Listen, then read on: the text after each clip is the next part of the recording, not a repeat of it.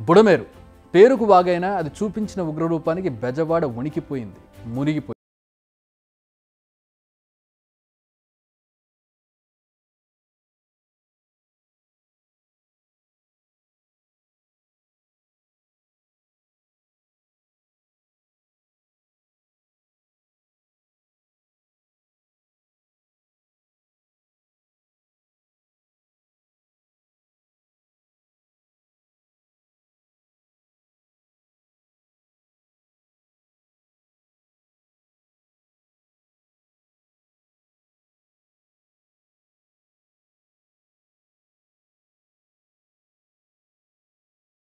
ఇప్పుడు ఈ మలుపుల్లో అనేక కాలనీలు ఉన్నాయి.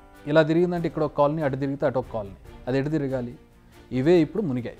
ప్రకృతి ప్రకోపిస్తే అది పేదవాడ ధనవంతుడనే తేడా చూపించదు. ప్రకృతికి ఏ తేడా తెలియదు. మంచివాడ పుణ్యాత్ముడా పాపాత్ముడా తేడా తెలియదు. ఒక్కసారి విజృంభించిందా మొత్తం తుడిచేస్తుంది. ఇప్పుడు అదే జరిగింది. బుడమేరుకు గతంలో కూడా వరదలు వచ్చాయి, కాలనీలు మునిగాయి. కానీ ఈ స్థాయిలో గతంలో ఎప్పుడు జరగలేదు, ఇంత ఇబ్బంది ఎప్పుడు పడలేదు. దీంతో బుడమేరును పోలవరం కాలువలోకి మళ్లించారు. అయితే కృష్ణానది 19 మీటర్ల స్థాయి దాటి ప్రవహిస్తే పోలవరం కాలువ నీళ్లు నదిలోకి వెళ్ళకపోగా కృష్ణానది వరదే పోలవరం అంటే రివర్స్లో వస్తుంది, ఆ నీరు వెనక్కి దన్నుతుంది. అయితే స్థానికులు రివర్ బెడ్ను ఆక్రమించి నిర్మాణాలు చేపట్టారు. దీంతో బుడమేరు వెడల్పు కుంచుకుపోయింది. వరదలు వచ్చిన రోజు రెగ్యులేటరీ 11 గేట్లు ఎత్తి నీటిని దిగువకు వదిలారు. కానీ చాలా ఏళ్లుగా ఈ గేట్లను తెరవలేదు. దీంతో దిగువ భాగంలో నిర్వహణ లేదు. ఆక్రమణలు పెరిగిపోయాయి, పూడికి పెరిగిపోయింది. కాలువ సామర్థ్యాన్ని ఏనాడు పట్టించుకోలేదు. వరద ఒక్కసారిగా పెరగడంతో గండ్లు పడ్డాయి. అంటే ఆ కట్టల పరిస్థితి కూడా అలా ఉంది. విజయవాడలోని అనేక కాలనీలు గంటల వ్యవధిలో నీట మునిగాయి.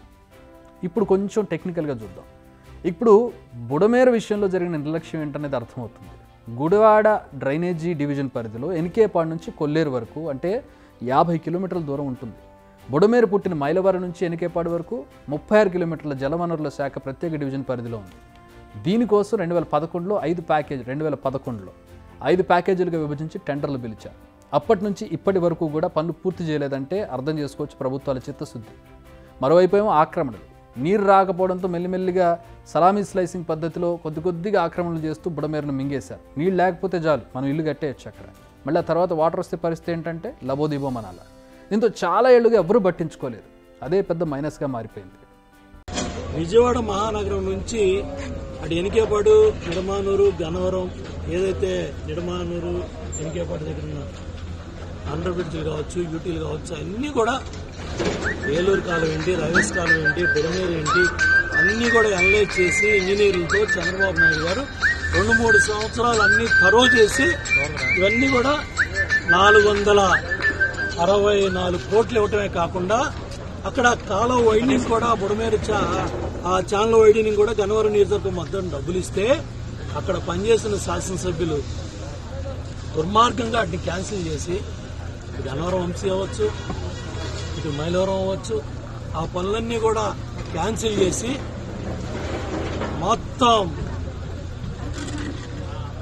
మీరు చూశారు కొండలో గుట్టల్లాగా పోలవరం మట్టి గ్రావెల్ పోసాం. ఏమైంది ఆ మట్టి గ్రావెల్ పోలవరం? ఇవాళ ఎంత బాధపడుతున్నాం గ్రావెల్ మట్టి తెచ్చుకోవడానికి. ఇవాళ చంద్రబాబు నాయుడు గారు భవిష్యత్తు అవసరాల కోసం ఇక్కడే దగ్గర మైలవరం గన్నవరంలో 500 కోట్ల గ్రావెలు రాయి పెట్టారు పోలవరం దగ్గర. మొత్తం తీసుకెళ్లి అమ్మేసుకున్నారు పందికొట్టున్నారు. ఎటువంటి మనుషులు. ఇది మరో వర్షం. లాస్ట్ 5 ఇయర్స్లో పనులు కొనసాగించకపోగా నిధులను దోచేశారంటున్నారు ప్రస్తుత అధికార పార్టీ నేతలు. ప్రారంభించిన పనులను పూర్తి చేయలేదని, ఇక్కడి మట్టిని కూడా అమ్ముకుంటున్నారంటూ తీవ్ర ఆరోపణలు చేస్తున్నారు. అన్నిటికంటే ముఖ్యమైనది అసలు ఆక్రమణలను ప్రోత్సహించి అక్కడి భూములను అమ్ముకొని సొమ్ము చేసుకుంటున్నారని చెబుతున్నారు. ఇందులో ఎంత వాస్తవం ఎంత అబద్ధం అనేది అక్కడ పరిస్థితులు చూస్తేనే అర్థమవుతుంది. సో బుడమేరు పాపానికి కారణం ఎవరు? గండ్లు పడే వరకు అసలు కాలువలను పట్టించుకోనిది ఎవరు? మెల్లిమెల్లిగా జరుగుతున్న ఆక్రమణను చూసి చూడనట్టు వదిలేసింది ఎవరు? అసలు బుడమేరు FTL బఫర్ జోన్లలో నిర్మాణాలకు ఎలా అనుమతులు ఇచ్చారు? ఎందుకు ఇచ్చారు? నిజానికి ఇప్పుడు బుడమేరు రిపేర్లు గండ్ల పూడ్చివేతకు తడిసి మోపిడవుతోంది. ఇంత ప్రజాధనం వృధా కావడానికి కారణం ఎవరు? ఈ ప్రశ్నలకు సమాధానాలు తెలిస్తే బెజవాడ ఇంతలా మునగడానికి కారణం ఎవరనేది కూడా బయటకు వస్తుంది. ఇండియాకు వ్యతిరేకంగా భారీ కుట్ర జరుగుతుందా? దేశంలో కొత్త తరహా దాడులకు ఇప్పటికే ప్లాన్ వేశారా? తక్కువ ఎఫర్ట్తో ఎక్కువ విధ్వంసం సృష్టించేందుకు ఉగ్ర సంస్థలు సిద్ధమయ్యాయా? ఇందులో ముఖ్యంగా రైల్వేలను టార్గెట్ చేసుకున్నారా? ఏంటి ఇన్ని ప్రశ్నలు అనుకుంటున్నారా? కానీ దీనికి ఒక రీజన్ ఉంది. ఇటీవల జరిగిన సంఘటనలు అన్నీ కలిపితే ఒక క్లియర్ కట్ పిక్చర్ వస్తుంది. బిగ్ టీవీ అవుట్లుక్ కథనాలు నచ్చితే వెంటనే బిగ్ టీవీ ఛానల్ ను సబ్స్క్రైబ్ చేయండి.